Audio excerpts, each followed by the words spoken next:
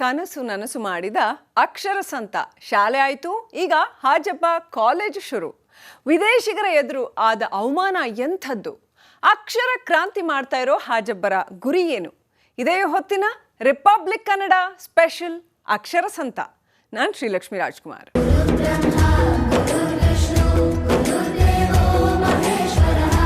ಇವರದ್ದು ಅಚಲವಾದ ಛಲ. ಹಿಡಿದ ಛಲವನ್ನ ಸಾಧಿಸುವವರೆಗೂ ವಿಶ್ರಮಿಸಿಲ್ಲ. ಖಾಲಿ ಕೈ ಫಕೀರ ಆಗಿದ್ದ ಇವರು ಇವತ್ತು ಸಾವಿರಾರು ಮಕ್ಕಳಿಗೆ ಅಕ್ಷರ ದಾನ ಮಾಡಿದ್ದಾರೆ. ಕೈಯಲ್ಲಿ ಬಿಡಿ ಗಾಸು ಇಲ್ಲದೆ ಇದ್ರೂ ಕೂಡ ಶಾಲೆಯನ್ನು ಕಟ್ಟಿ ಸಾಧನೆ ಮೆರೆದಿದ್ದಾರೆ. ಶಾಲೆ ಕಟ್ಟಿ ಅಷ್ಟಕ್ಕೆ ಸುಮ್ಮನಾಗದ ಈ ಅಕ್ಷರ ಸಂತ ಈಗ ಕಾಲೇಜ್ ಶುರು ಮಾಡ್ತಾ ಇದ್ದಾರೆ. ಕಿತ್ತಳೆ ಹಣ್ಣಿನ ಮಾರಾಟದಿಂದ ಬಂದ ದುಡ್ಡನ್ನ ಅಕ್ಷರ ದಾನಕ್ಕಾಗಿ ಸುರಿದಿದ್ದಾರೆ. ಅಂದಾಗೆ ನಾವು ನಿಮ್ಗೆ ಹೇಳೋಕೆ ಹೋಗ್ತಿರೋದು ಹರೇಕಳ ಹಾಜಬ್ಬರ ಯಶೋಗಾಥೆ. ಅಷ್ಟಕ್ಕೂ ಹಾಜಬ್ಬರಿಗೆ ಶಾಲೆ ಕಟ್ಟಿ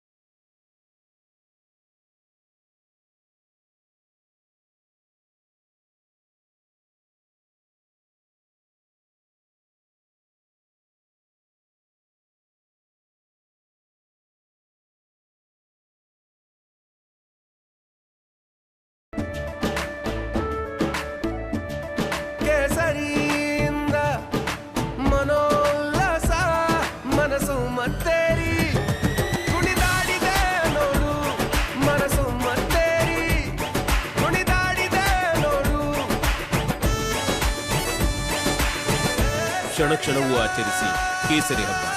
ವಿಮಲ್ ಬಾಯಲ್ಲಿ ಹೇಳಿ ಕೇಸರಿ. ಸದ್ಯ ಕಾಲೇಜಿನ ಸ್ಥಿತಿ ಹೇಗಿದೆ ತೋರಿಸ್ತೀವಿ ನೋಡಿ.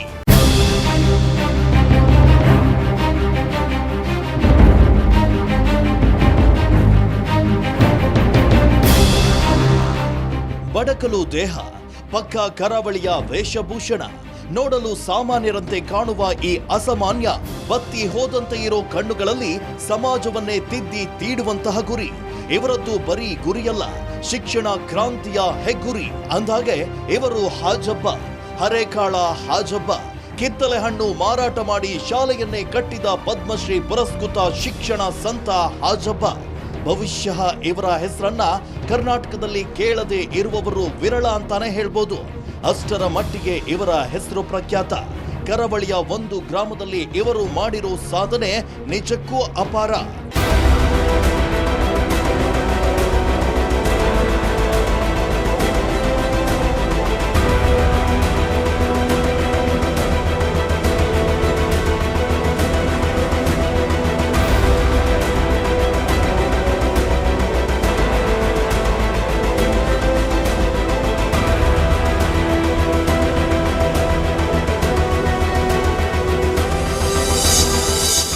ಕಂಡ ಕನಸು ನನಸು ಮಾಡಿದ ಅಕ್ಷರ ಸಂತ. ಶಾಲೆ ಆಯ್ತು, ಈಗ ಹಾಜಬ್ಬ ಕಾಲೇಜು ಶುರು.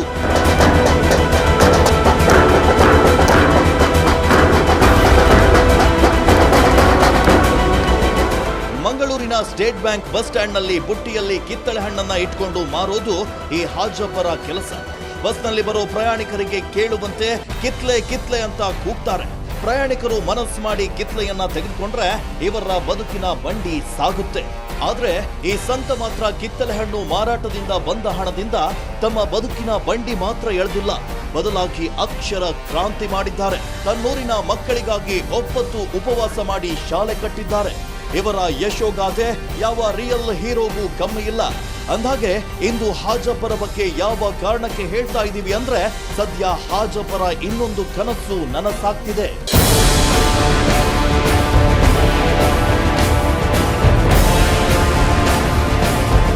ಊರಿನಲ್ಲಿ ಶಾಲೆಯೊಂದನ್ನ ಕಟ್ಟಬೇಕು, ಮಕ್ಕಳಿಗೆ ಶಿಕ್ಷಣ ಕೊಡಿಸಬೇಕು ಅನ್ನೋದು ಹಾಜಬ್ಬರ ಕನಸಾಗಿತ್ತು. ಅದಕ್ಕಾಗಿ ಈ ಶಿಕ್ಷಣ ಸಂತ ಪಟ್ಟ ಕಷ್ಟ ಅಷ್ಟಿಷ್ಟಲ್ಲ. ಅಂತೂ ಇಂತೂ ಅದೇಗೋ ಊರಿನಲ್ಲಿ ಶಾಲೆಯನ್ನ ಕಟ್ಟು ಮುಗಿಸಿದ್ರು. ಸಾವಿರಾರು ಮಕ್ಕಳಿಗೆ ವಿದ್ಯಾಭ್ಯಾಸವನ್ನು ಕೊಡ್ತಿದ್ದಾರೆ.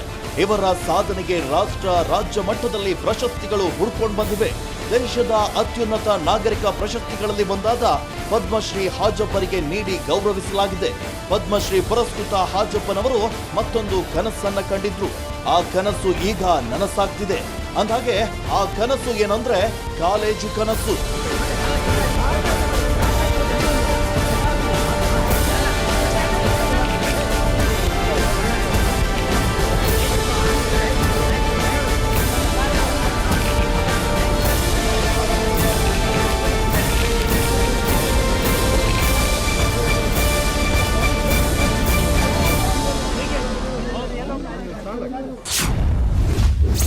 ಹಾಜಬ್ಬರ ಕಾಲೇಜಿಗೆ ಪ್ರವೇಶಾತಿ ಶುರು. ಅವಿರತ ಪರಿಶ್ರಮಕ್ಕೆ ಸಿಕ್ಕಿತು ದೊಡ್ಡ ಫಲ. ಅಕ್ಷರ ಸಂತ ಪದ್ಮಶ್ರೀ ಪುರಸ್ಕೃತ ಹೆರೆಕಾಳ ಹಾಜಬ್ಬರ ಕನಸು ನನಸಾಗಿ ಕಾರ್ಯರೂಪಕ್ಕೆ ಬರ್ತಾ ಇದೆ. ಪ್ರಾಥಮಿಕ ಪ್ರೌಢಶಾಲೆಯ ಬಳಿಕ ಪಿಯುಸಿ ಕಾಲೇಜು ಹಾಜಬ್ಬರ ಕನಸಾಗಿತ್ತು. ಹಾಜಬ್ಬರ ಅವಿರತ ಪ್ರಯತ್ನದ ಫಲವಾಗಿ ಸರ್ಕಾರದ ಅನುಮತಿ ದೊರೆತು ಸದ್ಯ ಕಾಲೇಜು ಪ್ರವೇಶಾತಿ ಆರಂಭಗೊಂಡಿದೆ. ನಾನು ಈಗ PUCಗೆ ಒಂದು ಹೊಸ ಕಟ್ಟಡ ಆದರೆ ಭಾಳ ಒಳ್ಳೆಯದಾಗಬೇಕು ಅಂತ. ಜಮೀನು ಕೂಡ 1 ಎಕರೆ 30 ಸಾಲ ಸಿಕ್ಕಿದೆ. ಅದಕ್ಕೆ ಬೋರ್ವೆಲ್ ಕೂಡ ಆಗಿದೆ. ಅದು ಕಾಂಪೌಂಡರ್ ಆಗಬೇಕು, ಒಂದು ಹೊಸ ಬಿಲ್ಡಿಂಗ್ ಹಾಕುವ ನನ್ನ ಗುರಿ ಉಂಟು. ಇದಕ್ಕೆ ಸಹಕಾರ ಕೊಟ್ಟರು ಭಾಳ ಸಂತೋಷದಿಂದ. ಇಲ್ಲಿ ನನಗೆ ಒಂದು BLL ಕಂಪನಿ ಕೂಡ 1 ಕೋಟಿವರೆಗೆ ಕೊಡ್ತೇನೆ, ಅವರು ಕೈ ಬಿಟ್ಟರು. ಈಗ HPC ಎಲ್ಲ Indian oil, Bharat Indian oil ಕೂಡ ಅವರ ಹತ್ರ ಕೇಳ್ತೇನೆ. ಅದು ಸಾಕಾಗಲ್ಲ, ಆದರೆ ಇನ್ನೂ ಕೂಡ ಸ್ವಲ್ಪ ಸಹಾಯ ಮಾಡಿದೆ ನಿಮ್ಮ ಹತ್ರ ನಾನು ಮಾಧ್ಯಮವರ ಮುಖಾಂತರ ನಾ ಕೈ ನೀಡಿದೆ. ಕಿತ್ತಲೆ ಹಣ್ಣು ಮಾರಿ ದಾನಿಗಳ ಬಾಗಿಲಿಗೆ ಅಲೆದು ಅಧಿಕಾರಿಗಳು, ಜನಪ್ರತಿನಿಧಿಗಳ ಕೈಕಾಲನ್ನ ಹಿಡಿದು ಹೆರೆಕಾಳ ಹಾಜಬ್ಬರು ತನ್ನೂರು ಮಂಗಳೂರಿನ ಹೊರವಲಯ ಹೆರೆಕಾಳದಲ್ಲಿ ಶಾಲೆ ಕಟ್ಟಿದ್ದು ಇತಿಹಾಸ.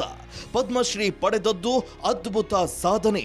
ಇಂತಹ ಶಿಕ್ಷಣ ಕ್ಷೇತ್ರದ ಸಾಧಕ, ಮುಗ್ಧತೆಯ ಪ್ರತಿರೂಪ ಹೆರೆಕಾಳ ಹಾಜಪ್ಪರಿಗೆ ತನ್ನೂರಿನಲ್ಲಿ ಕಾಲೇಜು ನಿರ್ಮಿಸಬೇಕು ಅನ್ನೋದು ಕನಸಿತ್ತು. ತನ್ನೂರಿನಲ್ಲಿ ಕಾಲೇಜ್ ಆಗಬೇಕೆಂದು ಹಾಜಬ್ಬರು ನಡೆಸಿದ ಪ್ರಯತ್ನ ಫಲ ನೀಡಿದೆ. ಏಕೆಂದರೆ PUC ಒಂದು ನಾನು ಕೇಳಿದ್ದೇನೆ ಅವ್ರ ಹತ್ರ, ನಾನು ಬೇರೆ ಬೇರೆ ಜನರ ಸಹಾಯ ಕೇಳಿದ್ದೇನೆ.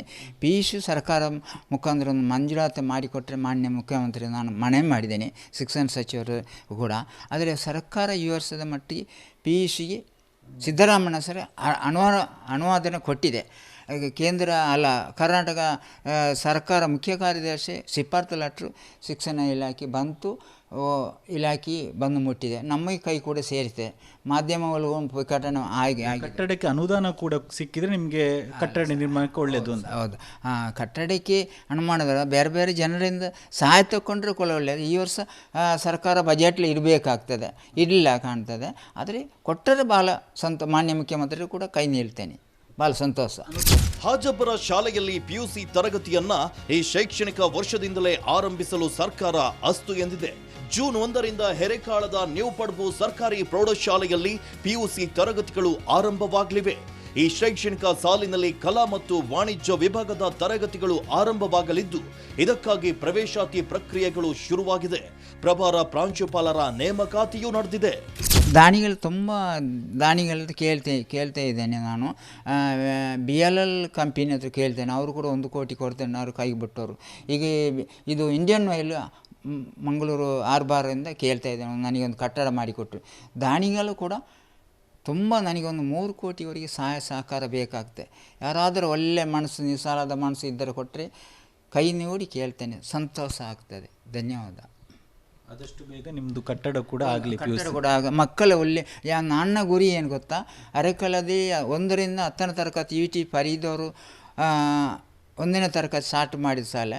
ಈಗ ನಮ್ಮ ಕರ್ನಾಟಕದ ಗೌರವಾನ್ವಿತ ಪೀಕಾರ್ ಇದರ ಅಧ್ಯಕ್ಷರು 1 ಎಕರೆ 33 ಸೆನ್ಸ್ ಸಾಲ ಕಾಡಿಬೇಡಿ ನನಗೆ ಸಿಕ್ಕಿದೆ. 50 ಲಕ್ಷ 1 ಕೋಟಿವರೆಗೆ ಈ ಪದ್ಮಶ್ರೀ ದೇಶದ ಪ್ರಧಾನಮಂತ್ರಿಯೆಲ್ಲ ನಿಲ್ಲಿಕ್ಕೆ ಅವಕಾಶ ಸಿಕ್ಕಿತ್ತು. ಶಾಲಾ ಕಟ್ಟಡದಲ್ಲಿ ಕಾಲೇಜು ತರಗತಿ. ಈ ವರ್ಷದಿಂದಲೇ ಉಪನ್ಯಾಸ ಆರಂಭ. ವಿದ್ಯಾರ್ಥಿಗಳ ಪ್ರವೇಶ ಪ್ರಕ್ರಿಯೆ ಮುಗಿದ ಬಳಿಕ ಅಗತ್ಯ ಉಪನ್ಯಾಸಕರ ನೇಮಕಾತಿಯನ್ನ ಮಾಡಲಾಗುತ್ತೆ. ನೂತನ ತರಗತಿಗಳಿಗೆ ಇತರ ಕಾಲೇಜುಗಳ ಶಿಕ್ಷಕರ ವರ್ಗಾವಣೆ ಅಥವಾ ಅತಿಥಿ ಶಿಕ್ಷಕರನ್ನ ನೇಮಕ ಮಾಡುವ ಬಗ್ಗೆ ಶಿಕ್ಷಣ ಇಲಾಖೆ ತೀರ್ಮಾನವನ್ನ ನಡೆಸಿದೆ. ಇದರಿಂದ ಹಾಜಬ್ಬರ ಖುಷಿಗೆ ಪಾರವೇ ಇಲ್ಲದಂತಾಗಿದೆ. ಹಾಜಬ್ಬ ಕಂಡ ಕನಸು ಅದ್ಭುತವಾಗಿ ನನಸಾಗ್ತಿದೆ. ಇನ್ನೊಂದು ಮೆಟ್ಟಿಲು ಹತ್ತು ಬಿಟ್ರೆ ಶಾಲಾ ಕಾಲೇಜು ಎರಡೂ ಕೂಡ ನಿರ್ಮಾಣ ಆದಂತೆ ಆಗುತ್ತೆ.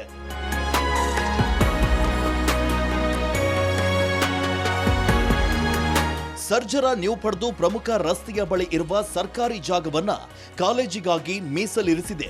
ಸರ್ಕಾರ ಅನುದಾನ ನೀಡಿದ್ರೆ ಸುಸಜ್ಜಿತ ಕಟ್ಟಡ ನಿರ್ಮಾಣ ಮಾಡಬಹುದಾಗಿದೆ. ಹೀಗಾಗಿ ಹಾಜಬ್ಬ ಸದ್ಯದ ಯೋಚನೆ ಹೊಸ ಕಟ್ಟಡಕ್ಕೆ ಹಣ ಹೊಂದಿಸೋದು. ಅದಕ್ಕಾಗಿ ದಾನಿಗಳ ಮೊರೆ ಹೋಗಿದ್ದಾರೆ. ಶಾಲೆ ಕಟ್ಟಿರೋ ಹಾಜಬ್ಬ ಈಗ ಕಾಲೇಜು ಕನಸನ್ನ ಕಾಣ್ತಾ ಇದ್ದಾರೆ. ಕಾಲೇಜಿಗಾಗಿ ಏನೆಲ್ಲ ಮಾಡಬೇಕು ಆ ಶ್ರಮವನ್ನ ಹಾಜಬ್ಬ ಮಾಡ್ತಾ ಇದ್ದಾರೆ. ಅಂದಾಗೆ ಹಾಜಬ್ಬರಿಗೆ ಈ ಶಾಲೆ ಕಟ್ಟಬೇಕು, ಕಾಲೇಜು ಕಟ್ಟಬೇಕು ಅನಿಸಿದ್ದೇ ಒಂದು ರೋಚಕ ಸಂಗತಿ. ಆದರೆ ಮುಂದಿನಲ್ಲಿ ಜನರಿಂದ ಕಾಯ್ದೆ ಹಿಡಿದು ನನಗೆ ನನ್ನ ಎಲ್ಲ ಜನ ಸಹಾಯ ಕೊಟ್ಟರು. MP ಹಿಡಿದು MLA ಹಿಡಿದು ಎಲ್ಲ ಜಿಲ್ಲಾ ಉಸ್ತುವಾರಿ ಸಚಿವರು ಮಂಗಳೂರು ಎಲ್ಲ MLA ಅವರು ಕೂಡ ಸಹಕಾರ ಕೊಟ್ಟಿದ್ದು. ದಕ್ಷಿಣ ಕನ್ನಡ ಜಿಲ್ಲೆ ತುಂಬ ಅವರ ಕ್ಷೇತ್ರದಲ್ಲಿ MLA ಅವರು ಸಹ ಸಿಕ್ಕರು. ಇನಿ ಕೂಡ ನಾನು ಮಂಗಳೂರು ಮೇಯರ ಕ್ಷೇತ್ರದಲ್ಲಿ ಮಂಗಳೂರು ಒಂದು ಕಿಟ್ಲಾಣಿ ವ್ಯಾಪಾರ ಮಾಡಿಸೋದು ಮಾತ್ರ. ಆದರೆ ಇವತ್ತು ನನ್ನ ಮಂಗಳೂರು ವಾರಂಜಿ ವ್ಯಾಪಾರ ಮಾಡೋದು ಯಾರು ಕೊಡೋಲ್ಲ. ತುಂಬ ಜನ ಸಹಾಯ ಸಹಕಾರ ಕೊಟ್ಟಿದೆ. ಇವರಿಗೆಲ್ಲ ಧನ್ಯವಾದ. ಇನಿ ಕೂಡ ನಿಮ್ಮ ಸಹಾಯ ಸಹಕಾರ ಮಾಧ್ಯಮ ಮುಖಾಂತರ ಕೇಳ್ತೇನೆ. ಮಾಧ್ಯಮ ಮಿತ್ರರು ನನ್ನ ತೋರಿಸಿದ್ದಕ್ಕೆ ಧನ್ಯವಾದ. ನಮಸ್ಕಾರ. ಪ್ರೀತಿ ವಿಶೇಷ. ನಿಮ್ಮ PUC ಕಟ್ಟಡದ ಕನಸು ಆದಷ್ಟು ಬೇಗ ನನಸಾಗಲಿ. ಇದು ಹಾಜಬ್ಬ ಅವರ ಮಾತು. ಹಾಜಬ್ಬ ಅವರು ಕಿತ್ತಳೆ ಮಾರಿ ಅದರಿಂದ ಬಂದ ಹಣದಿಂದ ಶಾಲೆ ನಿರ್ಮಿಸಿ ಜೊತೆಗೆ ದಾನಿಗಳ ಸಹಕಾರವನ್ನು ಕೂಡ ಪಡೆದಿದ್ದರು. ಈಗ ಸದ್ಯ PUCಯ ಕಟ್ಟಡದ ಕನಸನ್ನು ಹೊಂದಿದ್ದಾರೆ. ಇವರ PUC ಕಟ್ಟಡ ಆದಷ್ಟು ಬೇಗ ನಿರ್ಮಾಣ ಆಗಲಿ, ಇದಕ್ಕೆ ದಾನಿಗಳು ಸಹಕಾರ ನೀಡಲಿ ಅನ್ನೋದು ರಿಪಬ್ಲಿಕ್ ಕನ್ನಡದ ಆಶಯ. ಹಾಜಬ್ಬರಿಗೆ ಶಾಲೆ ಕಟ್ಟಬೇಕು, ಮಕ್ಕಳಿಗೆ ಶಿಕ್ಷಣ ಕೊಡಿಸಬೇಕು ಅನ್ನೋ ಕನಸು ಹುಟ್ಟಿಕೊಂಡಿದ್ದೆ ಒಂದು ಅವಮಾನದಿಂದ. ಆವತ್ತು ಮಾಡಿದ ನಿರ್ಧಾರದಿಂದ ಸಡ್ಡು ಹೊಡೆದು ಇವತ್ತು ಕಾಲೇಜಿನವರೆಗೂ ಬಂದು ನಿಂತಿದ್ದಾರೆ. ಅಷ್ಟಕ್ಕೂ ಕಿತ್ತಳೆ ಮಾರ್ತಾ ಇದ್ದಾಗ ಆಗಿದ್ದೇನು ಹೇಳ್ತೀವಿ ಚಿಕ್ಕ ಬ್ರೇಕ್ ಆದ್ಮೇಲೆ.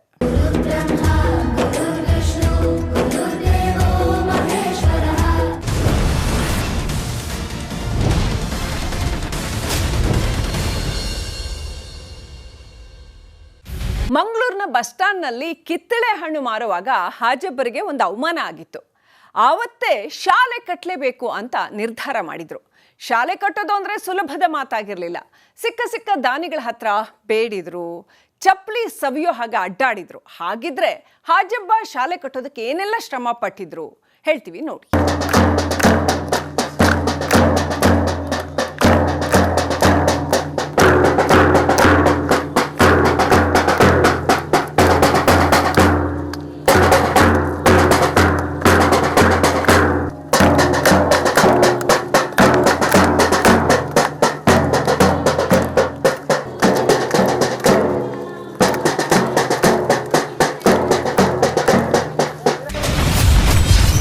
ಕಿತ್ತು ತಿನ್ನುವ ಬಡತನದಲ್ಲಿ ಹುಟ್ಟಿದ ಸಾಧಕ, ಕಿತ್ತಳೆ ಮಾರಿ ಜೀವನ ಸಾಗಿಸ್ತಿದ್ದ ಹಾಜಬ್ಬ. ಬಡಜೀವಿ ಹಾಜಬ್ಬ ಮಾಡಿರೋ ಈ ಕೆಲಸವನ್ನ ಕೋಟಿ ದುಡ್ಡು ಇದ್ದವರು ಮಾಡೋದಿಲ್ಲ ಬಿಡಿ. ಕೈಯಲ್ಲಿ ಬಿಡಿಗಾಸು ಇಲ್ಲದಿದ್ರೂ ಹಾಜಬ್ಬ ಶಾಲೆಯನ್ನ ಕಟ್ಟಿ ಸಾವಿರಾರು ಮಕ್ಕಳ ಶಿಕ್ಷಣಕ್ಕೆ ದಾರಿಯಾಗಿದ್ದಾರೆ. ತಾನು ಶಿಕ್ಷಣ ಪಡೆದಿಲ್ಲ, ಅದರ ಪರವಾಗಿ ನನ್ನೂರಿನ ಮಕ್ಕಳು ಶಿಕ್ಷಣವನ್ನ ಪಡಿಬೇಕು ಅನ್ನೋ ಮಹಾದಾಸೆ ಹಾಜಬ್ಬರಿಗೆ ಇತ್ತು. ಈ ಕಾರಣಕ್ಕೆ ಹೊಟ್ಟೆ ಬಟ್ಟೆ ಕಟ್ಟಿ ಚಪ್ಪಲಿಯನ್ನ ಸವಿಸಿ ದಾನಿಗಳ ಮುಂದೆ ಬೇಡಿ ಶಾಲೆಯನ್ನ ಕಟ್ಟಿದ್ದಾರೆ. ಅದಾದ ಬಳಿಕ ಕಾಲೇಜನ್ನ ನಿರ್ಮಾಣ ಮಾಡಿದ್ದಾರೆ. ಅಂದಾಗೆ ಹಾಜಬ್ಬರಿಗೆ ಶಾಲೆ ಕಟ್ಟಬೇಕು ಅಂತ ಯಾಕನಿಸ್ತು? ಇದರ ಹಿಂದೆ ಇರೋ ಕಥೆಯಾದ್ರೂ ಏನು ಅನ್ನೋ ಪ್ರಶ್ನೆ ಮೂಡುತ್ತೆ. ದಕ್ಷಿಣ ಕನ್ನಡ ಜಿಲ್ಲೆ ಮಂಗಳೂರು ತಾಲೂಕಿನ ಹೆರೆಕಾಳ ಗ್ರಾಮದ ಬೀಪತಮ್ಮ ಮತ್ತು ಕುಟ್ಟಿಮಾಕ ದಂಪತಿಯ ಪುತ್ರ ಈ ಹಾಜಬ್ಬ. ಗ್ರಾಮೀಣ ಪ್ರದೇಶದಲ್ಲಿ ಹುಟ್ಟಿ ಇತರ ಬಡವರಂತೆ ಇವರು ಶಾಲೆಯ ಮೆಟ್ಟಿಲೇರದೆ ಬೀಡಿ ಸುತ್ತಿ ಜೀವನವನ್ನ ನಡೆಸ್ತಾ ಇದ್ರು. ಮುಂದೆ ಪ್ರತಿದಿನ ಮಂಗಳೂರಿಗೆ ಹೋಗಿ ಕಿತ್ತಳೆ ಮೂಸುಂಬಿ ಬುಟ್ಟಿಯನ್ನ ಹಿಡಿದು ಮಾರಾಟವನ್ನ ಮಾಡ್ತಾ ಇದ್ರು.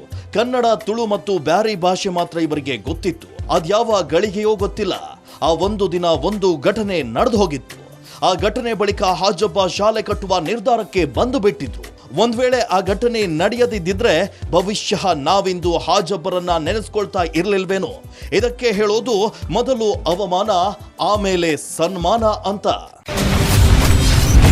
ಇಂಗ್ಲಿಷ್ನಲ್ಲಿ ಹಣ್ಣಿನ ದರ ಕೇಳಿದ್ದ ದಂಪತಿ. ರಸ್ತೆಯಲ್ಲಿ ಹಣ್ಣು ಮಾರ್ತಿದ್ದ ಹಾಜಬ್ಬರ ಬಳಿ ವಿದೇಶಿ ಜೋಡಿಯೊಂದು ಬಂದು ಇಂಗ್ಲಿಷ್ನಲ್ಲಿ ಹಣ್ಣಿನ ದರವನ್ನ ಕೇಳಿದ್ರು. ಭಾಷೆ ಗೊತ್ತಿರದ ಹಾಜಬ್ಬ ನಿರುತ್ತರವಾಗಿ ಮುಜುಗರಕ್ಕೆ ಒಳಗಾದ್ರು. ತಾವು ಅನಕ್ಷರಸ್ಥ, ನನಗೆ ಓದು ಬರಹ ತಿಳಿದಿಲ್ಲ ಅಂತ ಹಾಜಪ್ಪ ಅಂದ್ಕೊಂಡ್ರು. ಅಂದೇ ತನ್ನೂರಿನಲ್ಲಿ ಶಾಲೆಯನ್ನ ಕಟ್ಟಿಸಿ ಮಕ್ಕಳು ಇಂಗ್ಲಿಷ್ ಸಹಿತ ಉನ್ನತ ಶಿಕ್ಷಣವನ್ನ ಕಲಿಬೇಕು ಎಂಬ ಕನಸಿಗೆ ಬಿದ್ರು. ತಾನು ಶಿಕ್ಷಣದಿಂದ ವಂಚಿತನಾಗಿದ್ದೇನೆ, ಆದ್ರೆ ತನ್ನೂರಿನ ಮಕ್ಕಳು ಶಿಕ್ಷಣದಿಂದ ವಂಚಿತ ಆಗ್ಬಾರ್ದು ಅನ್ನೋ ಛಲಕ್ ಬಿದ್ರು.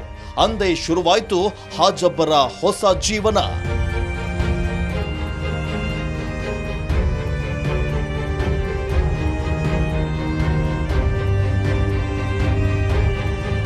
ಶಾಲೆ ಕಟ್ಟಬೇಕೆಂದು ಬಯಸಿದ ಹಾಜಬ್ಬ ಜಿಲ್ಲಾ ಪಂಚಾಯಿತಿ, ಜಿಲ್ಲಾಧಿಕಾರಿಗಳು, ಡಿಡಿಪಿಐ ಮತ್ತು ಬಿಇಒ ಕಚೇರಿಗೆ ಎಡತಾಗತೊಡಗಿದ್ರು. ಕಾಲಿಗೆ ಚಪ್ಪಲಿ ಧರಿಸಿದ, ಬಿಳಿ ಅಂಗಿ, ಪಂಚೆ, ಕೋಲು ಮುಖದ ಅವರನ್ನ ಯಾರು ಕಚೇರಿಗೆ ಸೇರಿಸ್ತಿರ್ಲಿಲ್ಲ. ಛಲ ಬಿಡದ ಹಾಜಪ್ಪ ಕದಲದೆ, ಅಧಿಕಾರಿಗಳೊಂದಿಗೆ ಮಾತನಾಡದೆ ಸುಮ್ಮನೆ ಬರ್ತಿರ್ಲಿಲ್ಲ. ಸ್ಥಳೀಯ ಜನಪ್ರತಿನಿಧಿಗಳ ಸಹಕಾರದಿಂದ ಪ್ರಾಥಮಿಕ ಶಾಲೆಗೆ ಜಿಲ್ಲಾ ಪಂಚಾಯಿತಿ ಅನುಮತಿಯನ್ನ ನೀಡಿದ್ದು, ಅದರಂತೆ 1999 ಜೂನ್ 6ರಂದು ನ್ಯೂ ಪಡ್ಪು ಗ್ರಾಮದ ತ್ವಾಹಾ ಮಸೀದಿಯ ಮದ್ರಾಸ್ ಕಟ್ಟಡದಲ್ಲಿ ತಾತ್ಕಾಲಿಕವಾಗಿ 28 ಮಕ್ಕಳೊಂದಿಗೆ ಪ್ರಾಥಮಿಕ ಶಾಲೆಯನ್ನ ಆರಂಭಿಸಿದ್ರು. ಅಲ್ಲಿಗೆ ಸುಮ್ಮನಿರದ ಹಾಜಬ್ಬ ಶಾಲೆಗೆ ಸ್ವಂತ ಕಟ್ಟಡ ನಿರ್ಮಾಣದ ಕನಸು ಕಂಡ್ರು. 25,000 ಹಿಡಿದು ಅಲೆದಾಡಿದ್ದ ಅಕ್ಷರ ಸಂತ. ಶಾಲೆ ನಿರ್ಮಾಣಕ್ಕೆ ಉಪವಾಸವಿದ್ದ ಹಾಜಬ್ಬ. ತಾನು ಕಿತ್ತಳೆ ಮಾರುತ್ತಲೇ ಮಧ್ಯಾಹ್ನ ಊಟವನ್ನ ಮಾಡದೆ ಹೊಟ್ಟೆಯ ಹಸಿವನ್ನ ಕಟ್ಟಿ ಶಾಲೆ ಕಟ್ಟುವ ಕನಸನ್ನ ಹಾಜಬ್ಬ ನೀರೆರಿತಾ ಇದ್ರು. ಇದಕ್ಕಾಗಿ 25,000 ರೂಪಾಯಿಯನ್ನ ಸಂಗ್ರಹಿಸಿದ್ರು. ಸಂಗ್ರಹಿಸಿದ್ದ 25,000 ರೂಪಾಯಿಯನ್ನ ಹಿಡಿದುಕೊಂಡು ಗ್ರಾಮದಲ್ಲಿ ಅತಿಕ್ರಮಣ ಮಾಡಿದ್ದ ಸರ್ಕಾರಿ ಜಾಗವನ್ನ ಬಿಡುಗಡೆ ಮಾಡಿಸಿಕೊಡುವಂತೆ ಅಧಿಕಾರಿಗಳ ಬೆನ್ನು ಬಿದ್ದಿದ್ರು. ಅತಿಕ್ರಮಣ ಮಾಡಿದ್ದ ವ್ಯಕ್ತಿಗೆ 55,000 ರೂಪಾಯಿ ಕೊಟ್ಟು ಜಮೀನು ಪಡೆಯಲು ಒಪ್ಪಂದವೂ ಆಯಿತು. ಆದರೆ ಉಳಿದ ಹಣ ಹೊಂದಿಸಲಾಗದೆ ಹಾಜಬ್ಬ ಪಟ್ಟಿದ್ದ ಚಡಪಟಿಕೆ, ನೋವು, ತಲೆಮರೆಸಿ ಓಡಾಡಿ ಕಣ್ಣೀರು ಸುರಿಸಿದ್ದು ಅಷ್ಟಿಷ್ಟಲ್ಲ. ಬಡವ 25,000 ಒಟ್ಟುಗೂಡಿಸಿದೆ ಹೆಚ್ಚು. ಅಂಥದ್ರಲ್ಲಿ ಮತ್ತೆ 30,000 ಹೊಂದಿಸಬೇಕು ಅಂದ್ರೆ ಅವರು ಪಟ್ಟ ಪಾಡು ಎಂತಹದ್ದು ಅಂತ ಊಹಿಸ್ಕೊಳ್ಳಿ.